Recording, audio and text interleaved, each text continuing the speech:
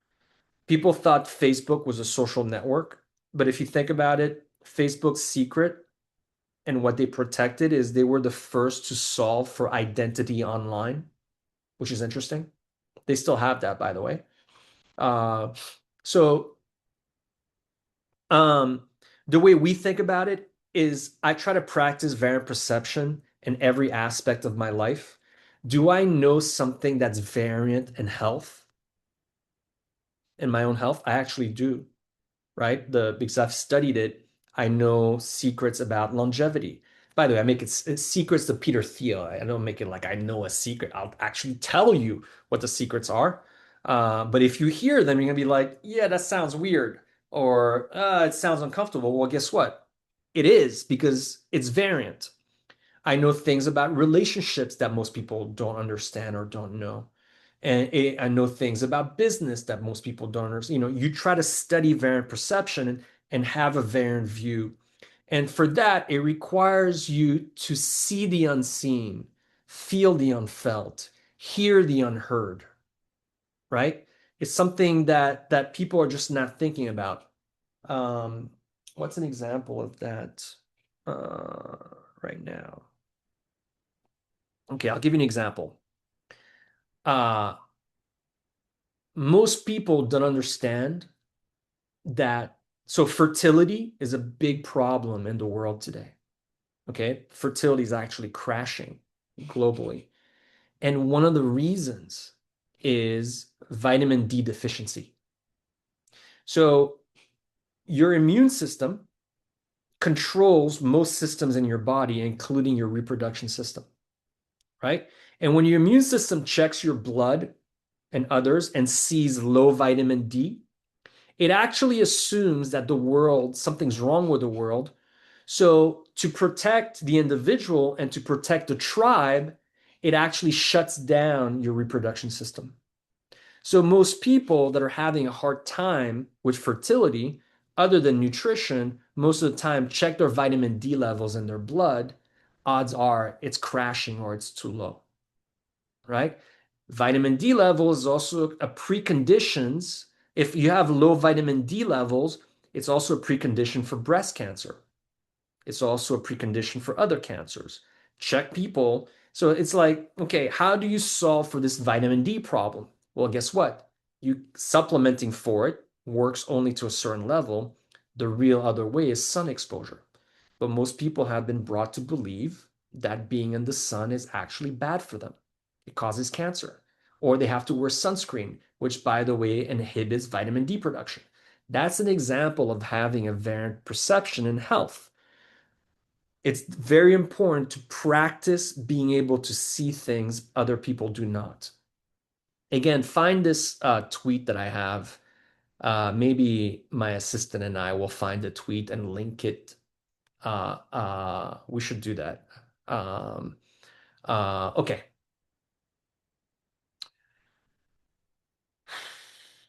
What is your process for keeping the book intentional rather than accidentally loaded with factor? Guys, we don't. So this is a question. What is your process for keeping the book intentional rather than accidentally loaded with factor, sector, macro bets, and how do turnover, idea, velocity fit into that? Good question. We're very wary of the factor-based approach.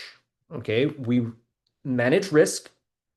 We understand the risk we're taking, hopefully at the position level, the sector level, the position size level, the gross exposure level, the liquidity level, the concentration level, even. Uh, but we're very wary of competing with Citadel or Bally and factors. These guys know, and these guys know stuff about these factors that I'll never know. Okay, so we don't try to compete with that. I don't compete. I don't go uh, into gunfights with a knife. I don't have that gun. We don't have, it takes millions of dollars. It's a very high barrier to entry to surmount. If I was given those tools, trust me, I wouldn't know what to do with them. But we're not. So we try not to compete with that. Having said that, we try not to have one-way bets in our book. So I don't want to be loaded on AI semis and chips right now because if you have a book of that, yes, you'll outperform, but you're also gonna go through massive drawdowns, right? When inevitably this thing has a slowdown. So we manage risk at the position level, having great ideas, then the position size level, then portfolio construction. So if we have ideas that are, let's say, a bunch of Momo longs, we want some value longs in there. We want some event longs in there so that those things more or less balance each other out. We want high quality businesses. We want businesses that are low quality where the management team is doing something to increase the quality of the business, right? You kind of want that. On the short side, if we have a bunch of Momo longs, I actually love momentum investing. It's been deemed to be a negative word by most value investors. Like, oh, that seems to be a little bit momentum, as if what makes a stock go up if not momentum? It's like they get they value guys tend to be in stuff. They want to be in names that no one else knows. But how else do you get something to go up by them not knowing what you're invested in?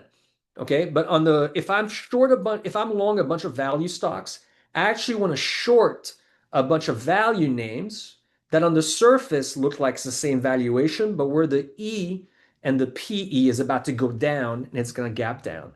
You need to kind of balance out your longs and shorts. So I tend to be short stuff that's very heavily shorted. I don't shy away from heavily shorted names. On the contrary, if they're heavily shorted, it means they have a problem. But the short-term moves are such that they could go up and down. So I want to have longs that, despite the fundamentals being really good, for some reason they're being misperceived by short sellers, so they might be heavily shorted as well. So that's what we try to do.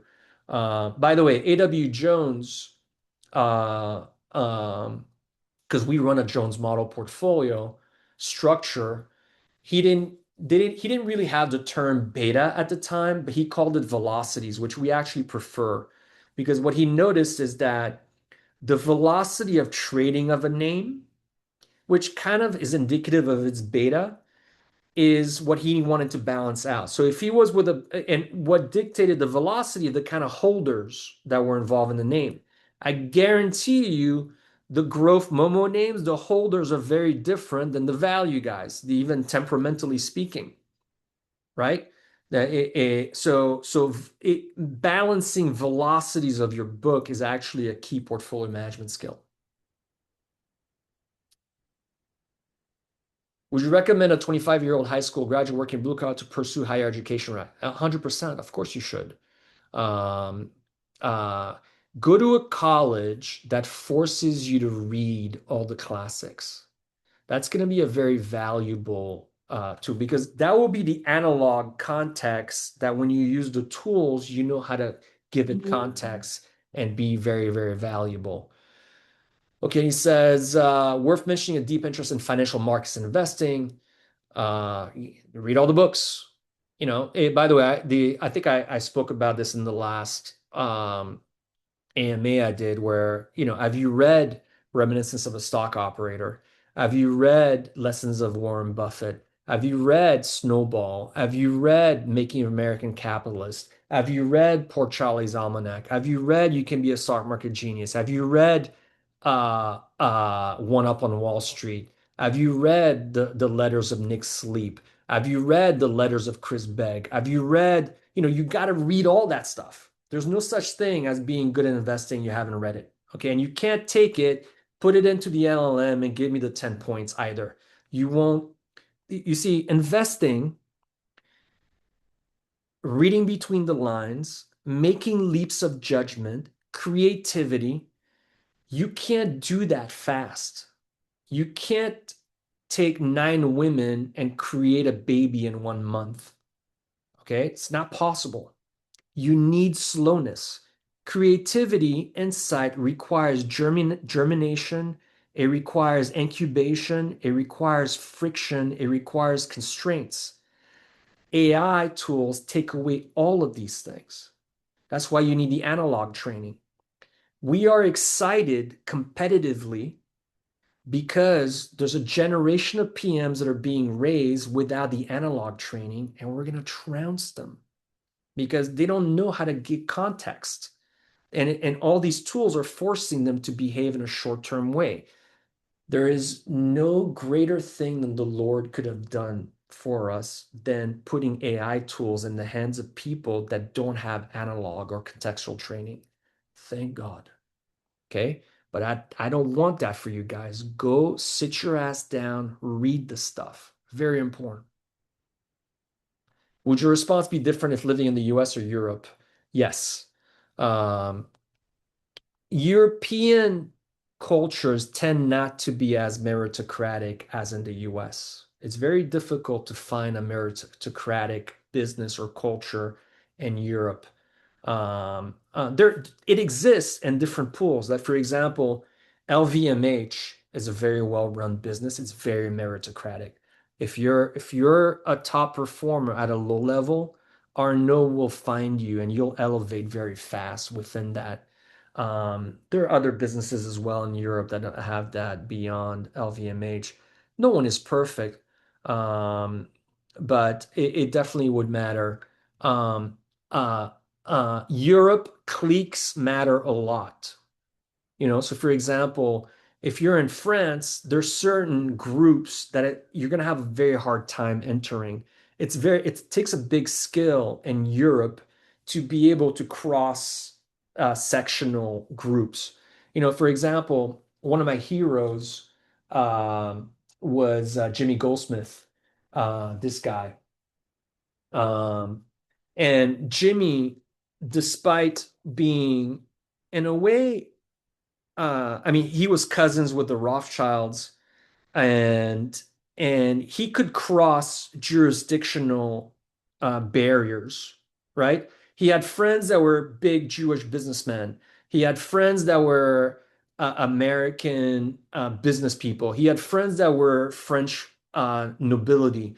He could cross sectional. It's actually very difficult. And by the way, he was also a backgammon player. Um, that's him playing with Mr. Zilka backgammon. By the way, Jimmy Goldsmith was the first guy. I was playing backgammon with him in the 90s, and he was the first guy to look at me over a board and be like, "Hey, I think you're gonna like the stock market." And I was like, "What?" I didn't know. I didn't know what the hell he was talking about. But he was him and another guy that was with him. I think it was Roland Franklin, said, "Hey, I think you're gonna like the stock market." And it's worth reading this book. Jimmy was also a degenerate gambler, by the way. Um, Amazing book. His best friend was also John Aspinall, who owned a casino.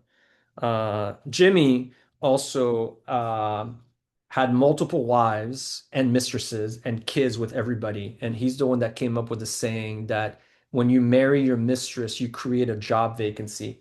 Bit of a character, but also one of my heroes. Okay. So it is different in Europe, and it's not as easy, but it's possible. It just takes a lot more work. All right, for an analyst who already knows the right reading rate, right reps, or right habits, and just needs to execute, what's the most common way for that person still ends up mediocre 3 years and the thing doesn't show up as a missing input? Um, do you have an edge? Do you have a competitive advantage in investing? By the way, do you know that most people actually don't know what makes an edge in investing? Michael Mauboussin has covered this. Okay. He says there's four types. He calls it BAIT. Okay. BAIT. He says behavioral, analytical, informational, and then the T is technical. Okay. So what's your edge? Is your edge you can get better information than somebody? Is your edge once you get that information, you know how to analyze it better than somebody? Is your edge behavioral? When everybody's freaking the fuck out, can you keep a calm mind and actually go in and behave properly and have a behavioral advantage? Technical. A spin-off is a technical opportunity, meaning it happens because somebody receives a stock that they don't need, usually S&P fund, and when they take that stock, they dump it. And that technical imbalance creates a bargain, right? So you're 3 years in, you've gotten the reps and you're mediocre. Well, first, don't feel bad, okay? It happens. It's hard to get an edge. But there's a great saying I like from Alex Hormozy, who I actually think is a genius, marketing genius. And he says, if you're not making the type of money you think you should be making, it's because you're not as good as you think you are. Okay? Figure out what your advantages are. For us, we literally made a list. Behavioral, what are the advantages we have here?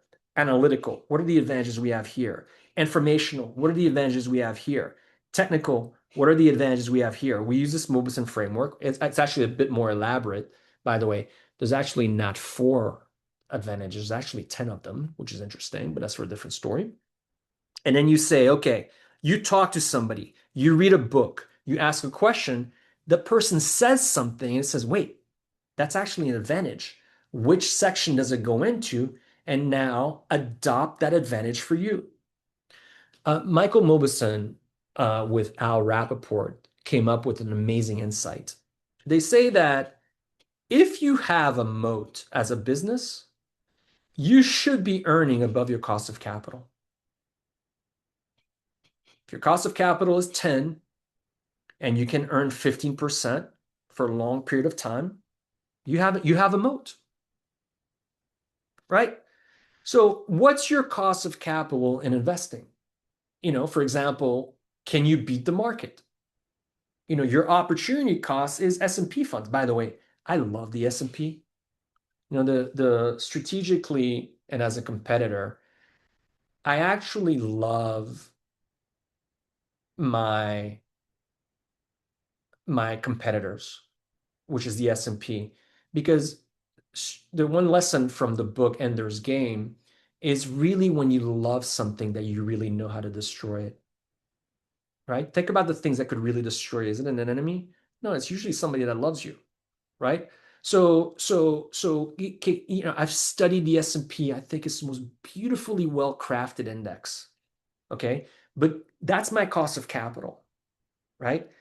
Can I do something that beats it? I mean, eesh, we'll see. Okay, we'll see.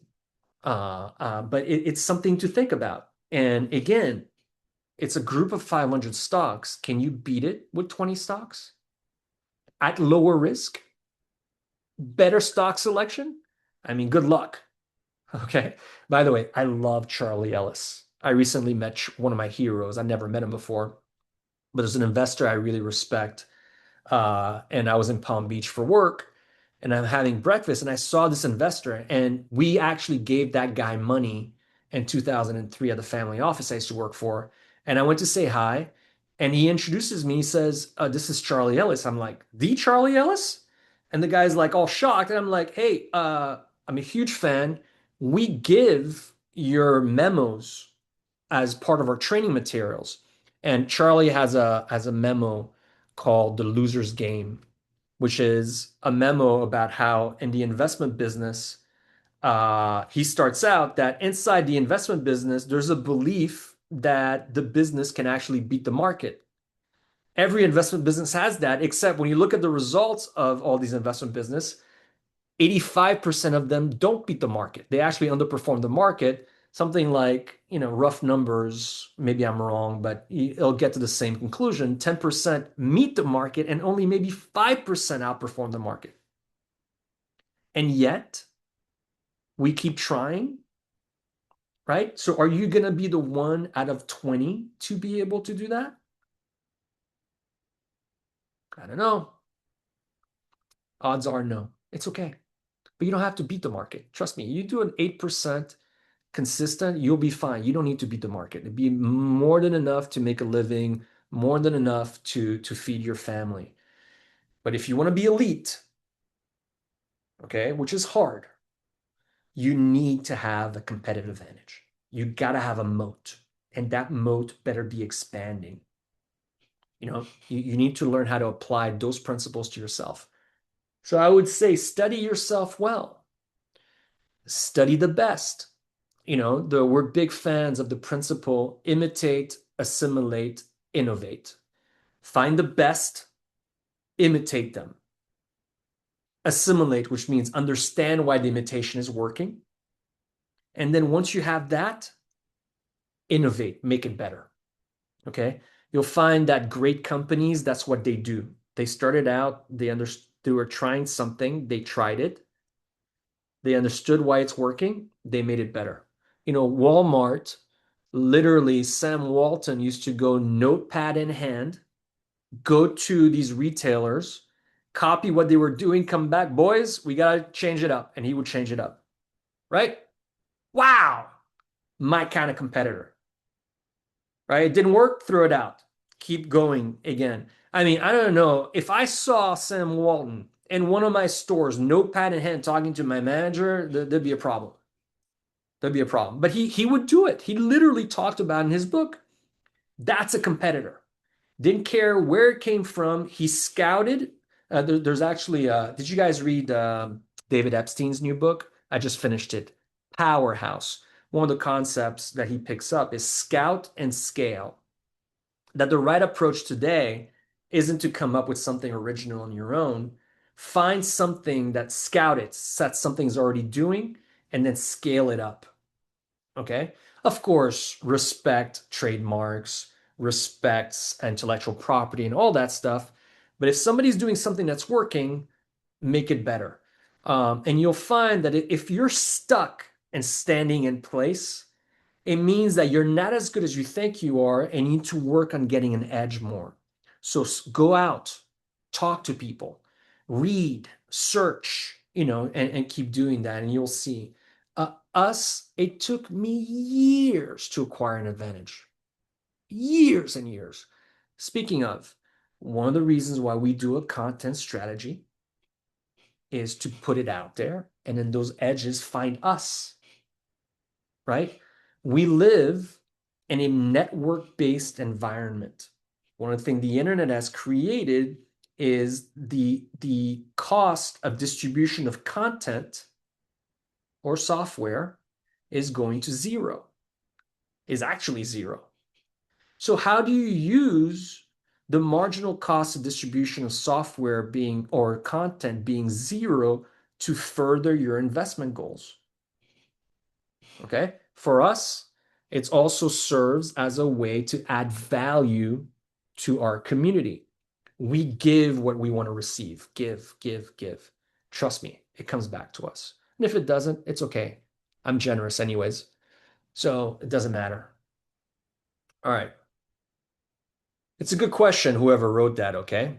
But it's out there. You have to just find it. You found your focus on the mental. I find your focus on the mental aspect of investment to be one of the most helpful. How do you handle losses? And not making sure you miss the proverbial next elephant. In a similar vein, how do you handle missed opportunities? Do I still have people here? Okay, good. Because we're going a little bit over, but it's okay. Okay.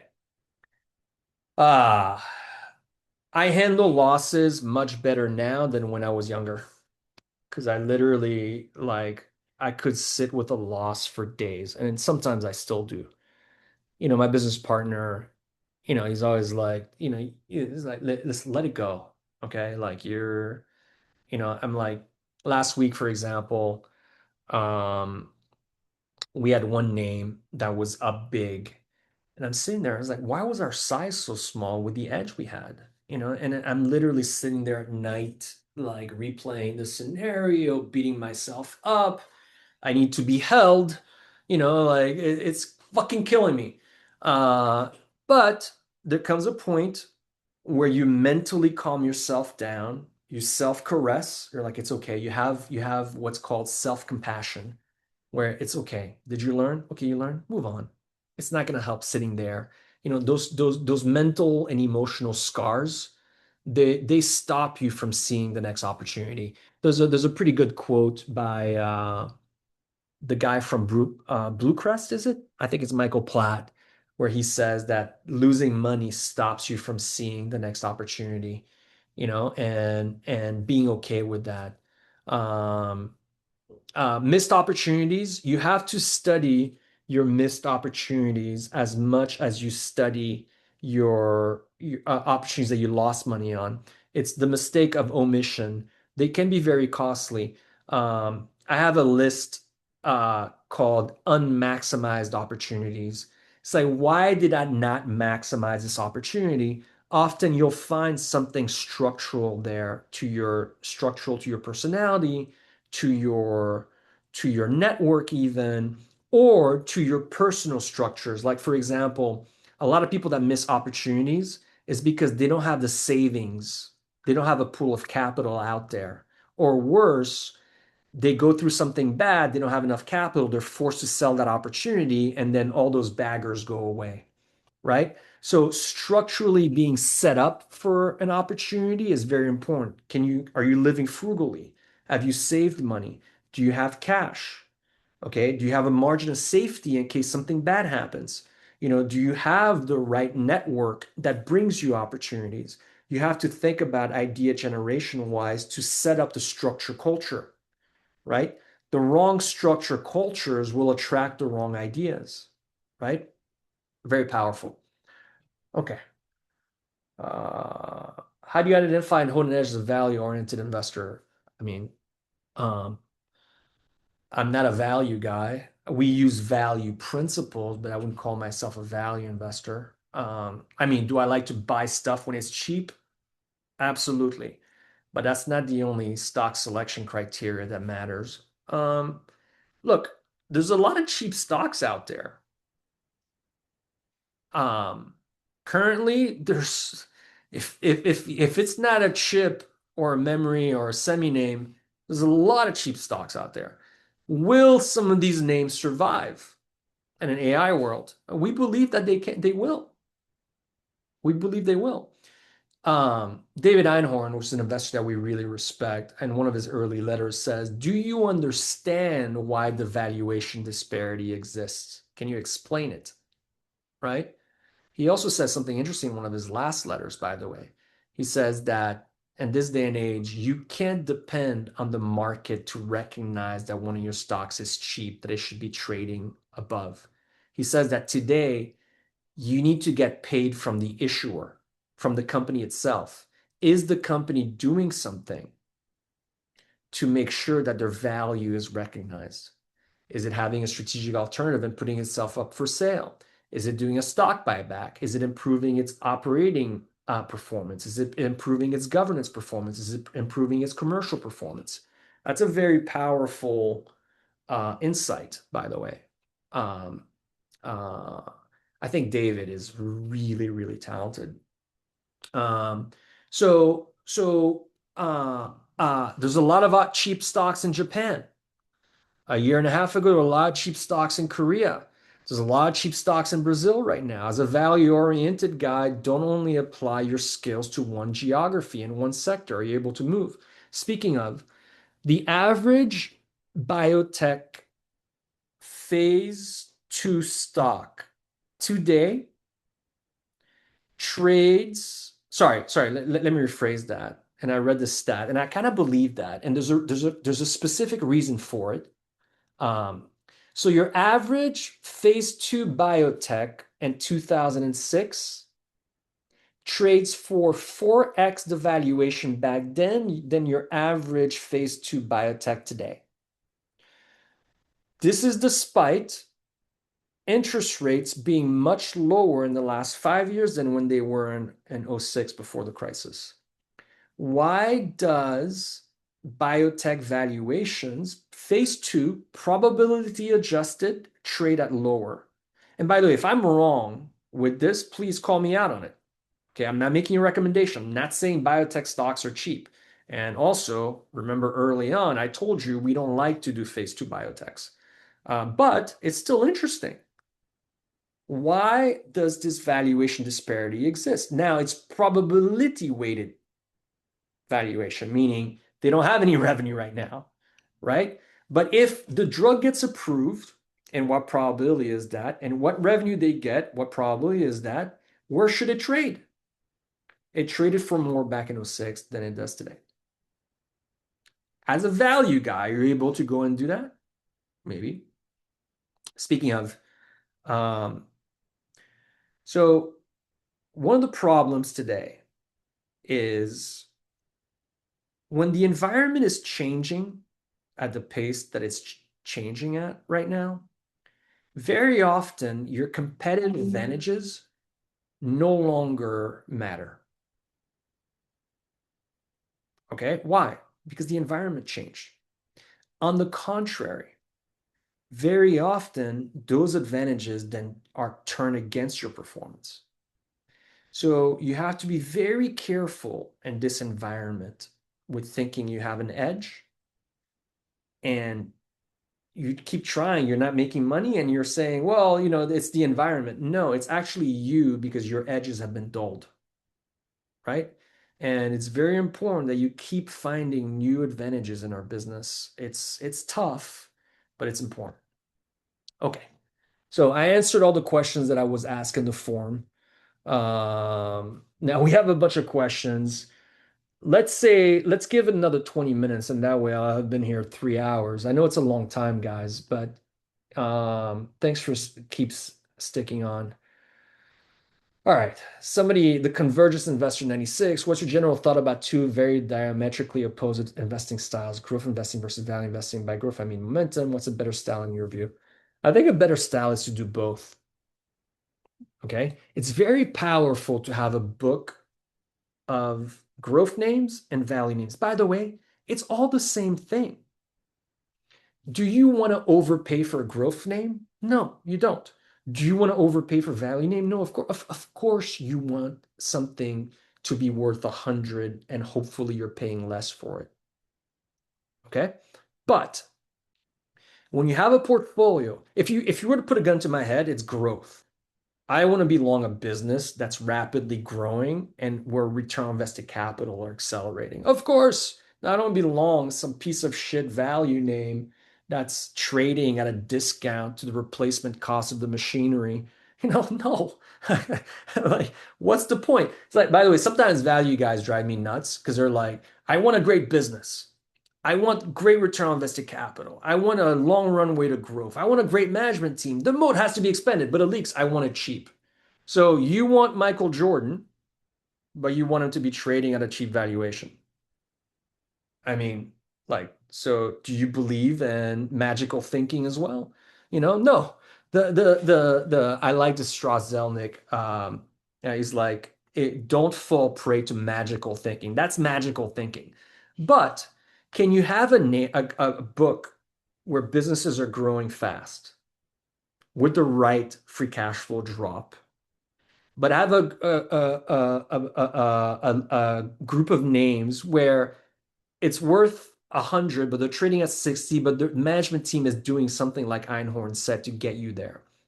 A portfolio of that behaves really well as a portfolio manager. So in the end, value and growth is really the same thing. I want a growing stream of cash flows, discount it back, add it all up, and hopefully I'm buying it at this group of cash flows at a discount to where today in the marketplace to what it's worth, right?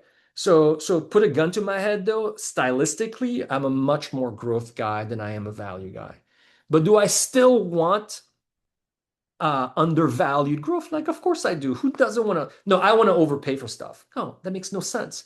But I think what value guys have done is made a cult of their inhibitions.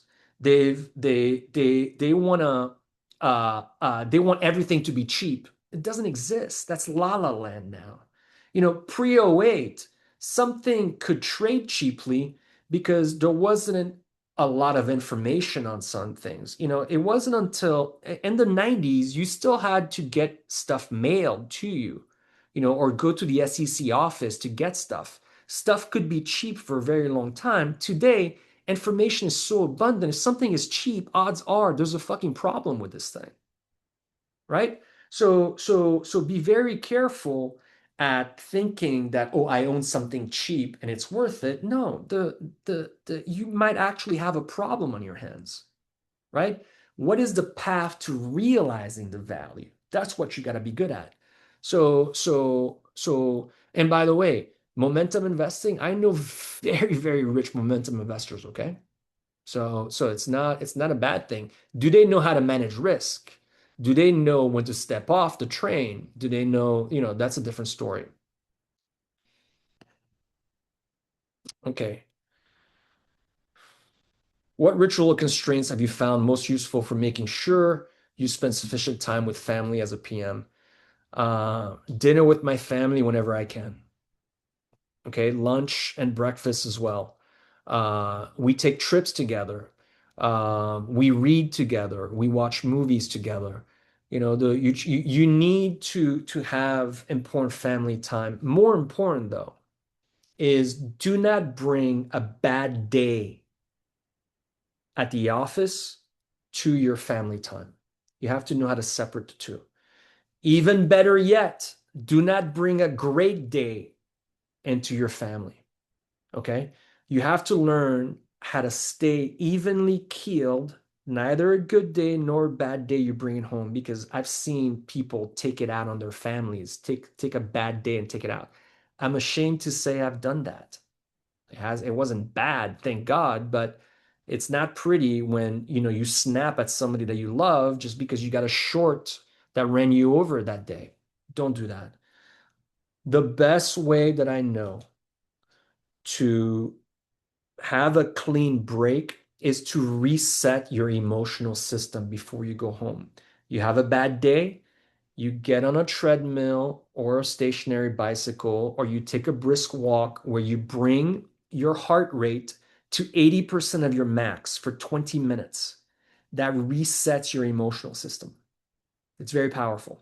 Okay, and that way you come home and you're cleared out. Okay, sauna also is very helpful with that, by the way. You just sweat that shit out. You do the same thing for a good day. Positive chemicals fester. They make you arrogant. They make you procyclical. So you gotta need to know how to clean that stuff out. Negative chemicals fester too. You got to know how to clean that stuff out. So just make sure that you have family rituals. We love in the Jewish tradition, I'm not Jewish, but Shabbat dinner, Friday. We love observing the break from technology. We love anything. And by the way, as a family, for family culture, it's very important to have things to look forward to. So we have family trips that we plan together. If you're religious, I happen not to be, I think I'm spiritual. I don't think I'm religious, but do you have certain things that you do together? So my son and I, before bed, we like to say things that we're grateful for, right? Do you have things that, a very close friend of mine, Cheyenne Mozafar, who's a very talented PM, he says that you need a spiritual practice. A spiritual practice kind of grounds you, especially as you make more and more money. By the way, there's a famous businessman. He's the founder of shit of Chobani, and he gave an interview. Very smart guy, by the way, and he says, you know, the as you do very well, the more money you make, stay normal. Okay. Don't put a lot of barriers between you and reality. Do your own shopping, drive your own car. There's a lot of guys that as they get wealthier, they put a lot of barriers. Most of the time, those barriers stop you from seeing threats and they stop you from seeing opportunities. So doing things, my son and I like to go to the movies, for example. You see things, you see what people are asking for. By the way, I go to the theater and this group of girls is talking about trading memory stocks. I'm like, that's interesting. You need to kind of see this stuff. Alix, you mentioned the wealth transfer theme in the last AMA. What are the key things, changes you weigh when analyzing it? Good, good question, Bernardo. One is you got to do it by geography. So in the United States, that wealth transfer is happening a certain way. In Europe, it's happening differently. In China, it's happening differently. In Mexico, it's happening differently. So it has, like in Brazil, for example, Bernardo, where you're from, and Brazil is actually a country I have a lot of affection for. I love the food. I love the people. I love the businesses. I love the business. Literally, it's one of my favorite geographies. The wealth transfer is going to happen differently. The regulation is going to impact the way the wealth transfers. The taxes are going to impact the way the wealth transfers. So I would actually study all that stuff in a certain way, right? The second is uh, which are the businesses that are going to get hurt? Start tracking those. Which are the businesses that are going to benefit? Start tracking those. Like it's very clear that younger people like to trade stocks using certain tools. Why? Younger people like prediction markets. Why? Understand that. What's going to benefit? What's going to get hurt? The third is the generational battle. So, boomers are fighting Gen X in a certain way. Gen X is fighting millennials. Millennials is fighting Gen Z, and they're all kind of fighting each other. Who has advantages and who doesn't? So, for example, Warren Buffett, who I believe is born in 1930, is actually silent generation. If you're born in 1946, you were a baby boomer. But imagine the 70s come and you face a bear market. Well, Buffett had a huge edge. Why? Because he was 15 years ahead of the baby boomer.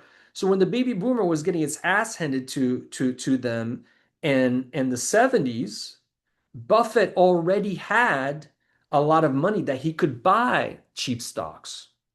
So what are going to be the advantages that Gen X has over millennials and over Gen Z, right? It's very important. For example, will Gen X, because they were the last generation trained in the analog, have an advantage over the younger generations that are no longer trained in the analog?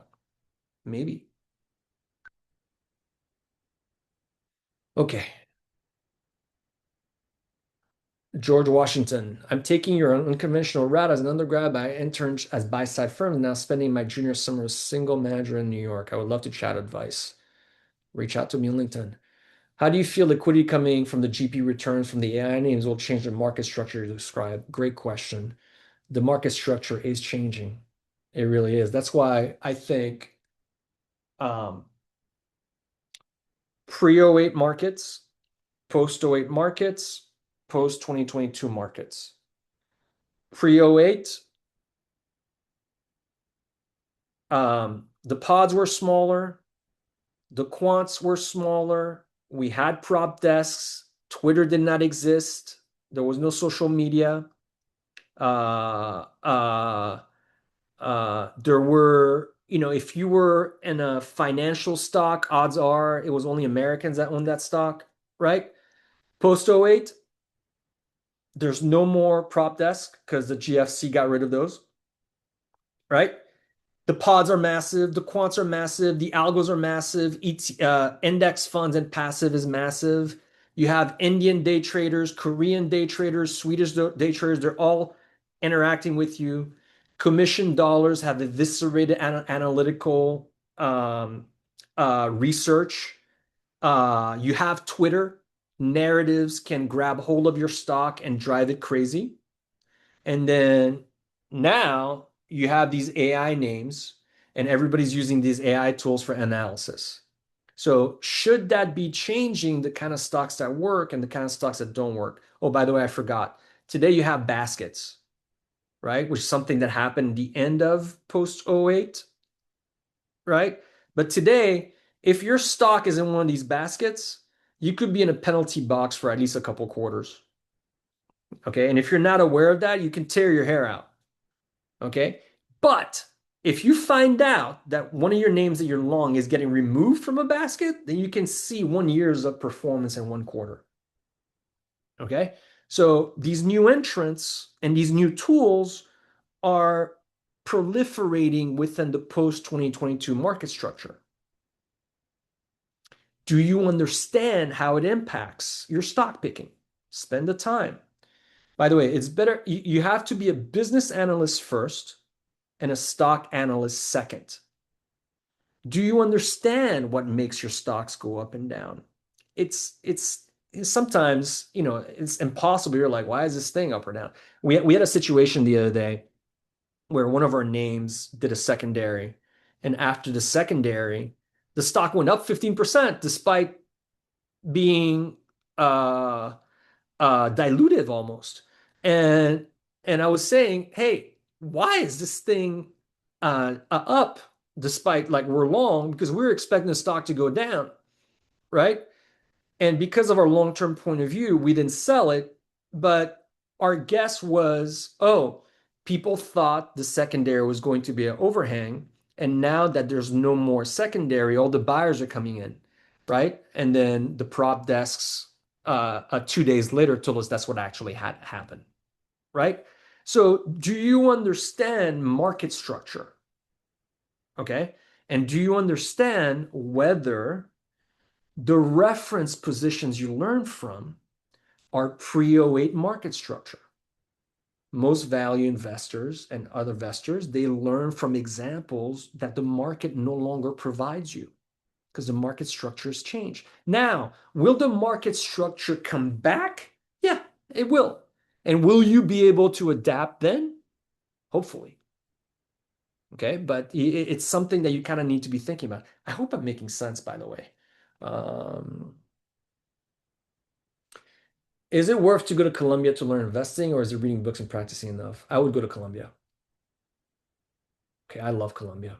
I think it's an incredible school. While you're there, though, there's certain things you need to do to really make the most of it. I was up at Columbia the other day speaking, and I asked a question, how many of you guys have read these books? Two hands went up, and I listed like 12 books.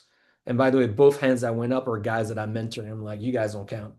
Um, and by the way, both those guys are literally the best analysts of that cohort. So what do you want me to tell you? Can you maximize the teachers that teach there? Can you show up at Columbia and really make the most of the teachers that are there, the investors that cycle through, the other students that are going to be rock stars 20 years from now and come out of that? Or can you just take the classes that you want at Columbia and read from books too? You can do that. My question, say you're pitching to investors, a fund manager, what percentage of the meeting should you be talking versus they should be talking? They should be talking 80% of the time versus you're talking. You're there to learn when you're pitching. There are times when I've met investors, I'm the one doing most of the talking, but I learn a lot from the way they react to things. But most of the time, ask them questions. What have been some of the best investments they made? What are the mistakes they've made? What's their competitive advantage? Learn about their business, about the way how do you guys select managers? If you select a manager, do you need to go to a committee? Well, that's interesting. What if the committee dings you after they've done hours of work on you? You need to whenever when you're doing partnership selection, partner selection, get to know your partner, right? Ask them questions. And by the way, if they don't invest, then you'll have learned something. I tend to be a talker in meetings, but I learn a lot from the way people react to what I say, so which is actually an unusual skill. But who are the longest, most concentrated funds to follow? Um, there's some really good ones in there. Just you'll figure that out. We're not a concentrated long only. We believe in the strategy. It's just not something that we would do. Who are the funds who have shown the ability to make the most dramatic pivots in approach?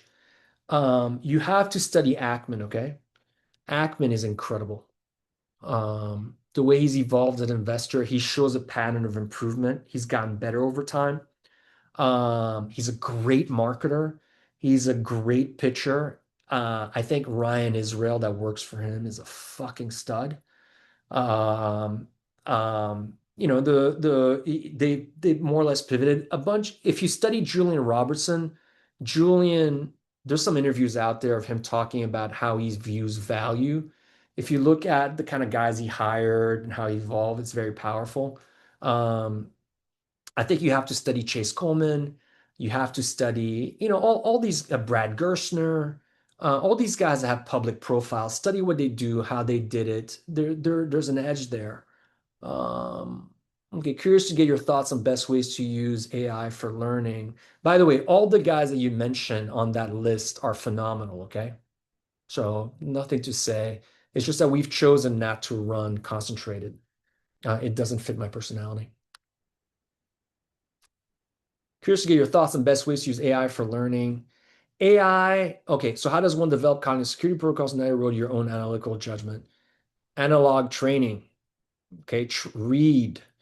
The way you use AI for learning. So um, let's use backgammon as an analog. Okay, so this is the best AI for to play backgammon. It's a neural net that actually plays the game.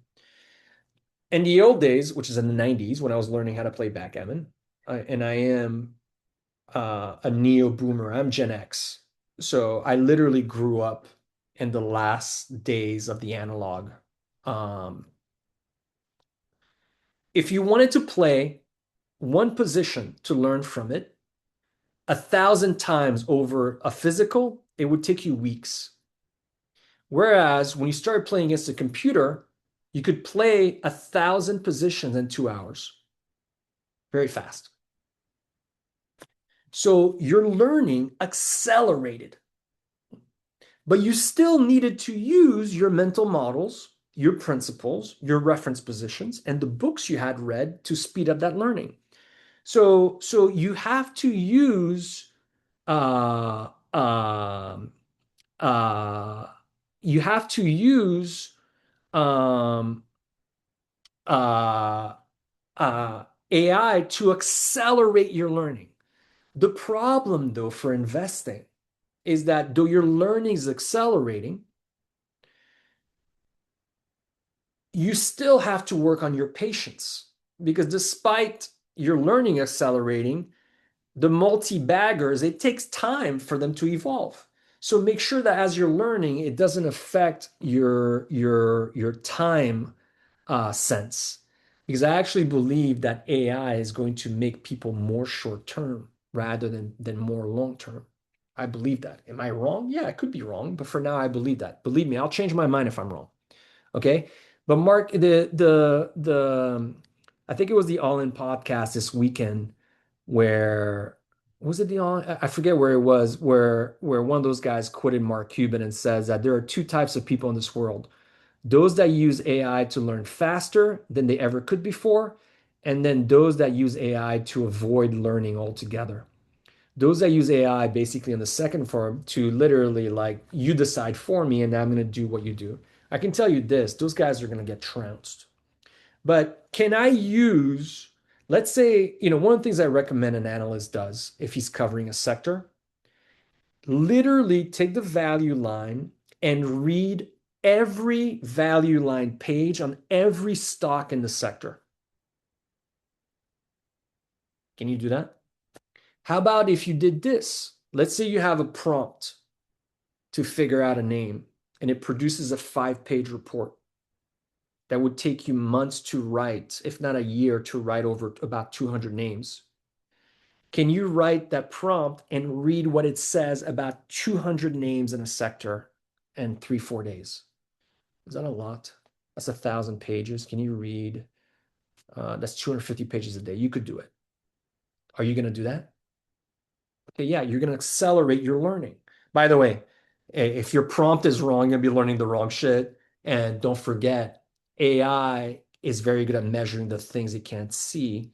It's very bad at not measuring or mismeasuring the things it can't see.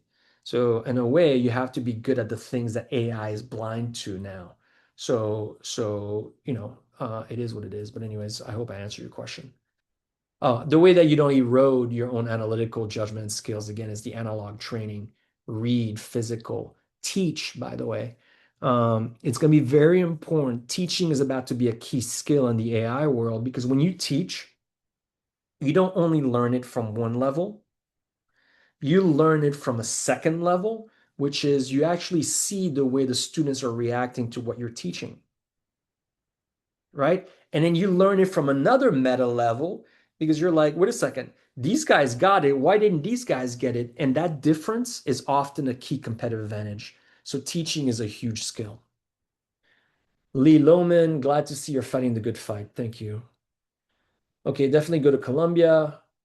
I agree, Max. As you've gotten older, how have you learned to cultivate trust your judgment without being down? We covered that. What's the name of the Julian Robertson book you reference? A Tiger in the Land of Bulls and Bears. That's the one, actually. Um, that book has some good anecdotes. I don't think, if I were to write a book on Julian, I would have done a better job than that. Um, Not to disparage that book, but I do think a lot was missed. Julian wrote some of the best letters I've ever read. They're hilarious and they're awesome. One of the letters starts out as, uh, if you're planning on buying your wife expensive jewelry, don't show them the contents of this letter because he had just had a 50% year.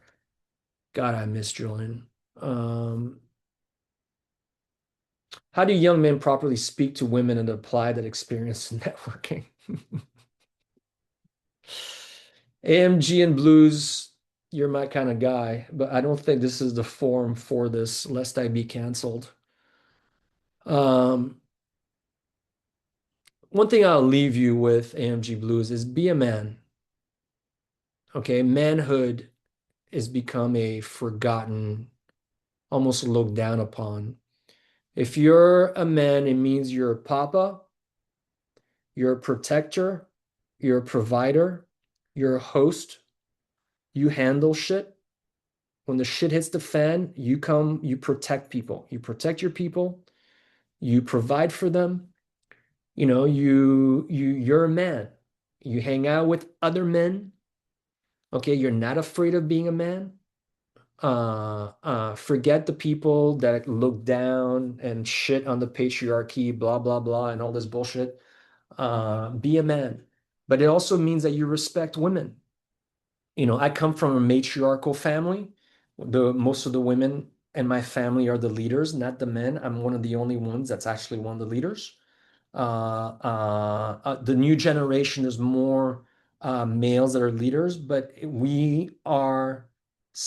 and my family are some of the strongest women that's ever lived. We respect them. We love them.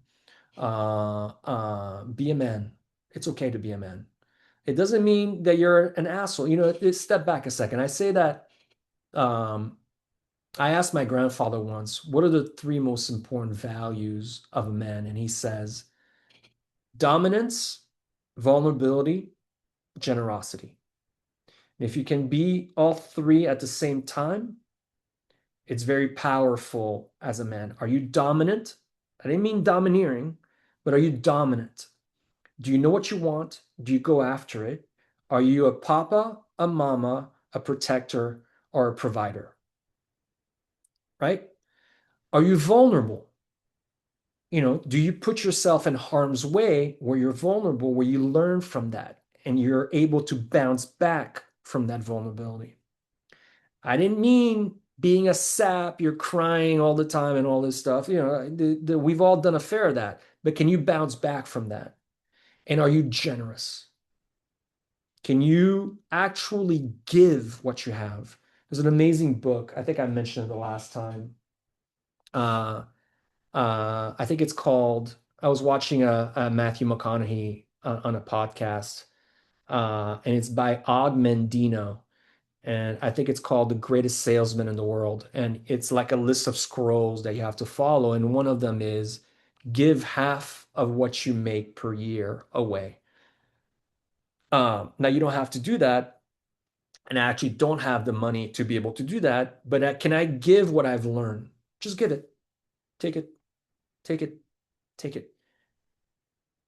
Can you be dominant, vulnerable, and generous, all three together?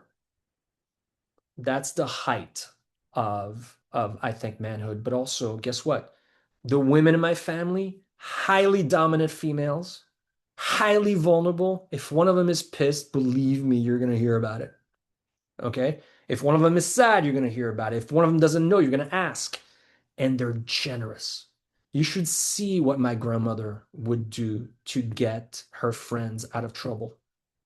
Okay, like the growing up, my grandmother raised seven kids and at least a dozen more on the side where something had happened to their parents, they would just come live at the house.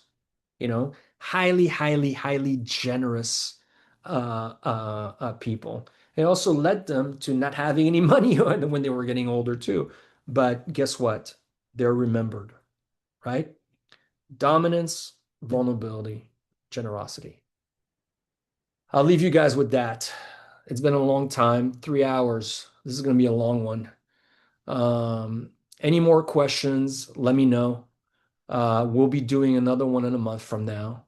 About a week before, we'll put out a form. I want to say thank you to my assistant, Lovey, for helping me prepare this one. I heartily recommend getting an assistant, by the way. There's a lot of stuff that I think I am terrible at, and she definitely keeps me on point. Thank you for that. Thank you for all the good questions. All my buddies that were on, Bernardo, obrigado. Zach, thank you. Alayar, thank you. Gurkamal, thank you. Thanks for listening in. Thanks for asking really great questions. And really go forth and put up numbers on the board, okay? That's what really matters. And enjoy our game. This is the most fun game in the world. It really is. I don't think I would be doing this if I wasn't having a good time. All day long, I have a blast. I literally do. I speak to my friends. I'm learning things. I'm teaching. It is a very strong capacity for enjoyment. Steve Mandel and his business plan, he has a list of business goals, and the last one is to have fun. And we forget when you take fun and you put it into what you're doing, in a way, it's one of the ingredients that creates magic. And again, thank you. Thanks for asking the good questions.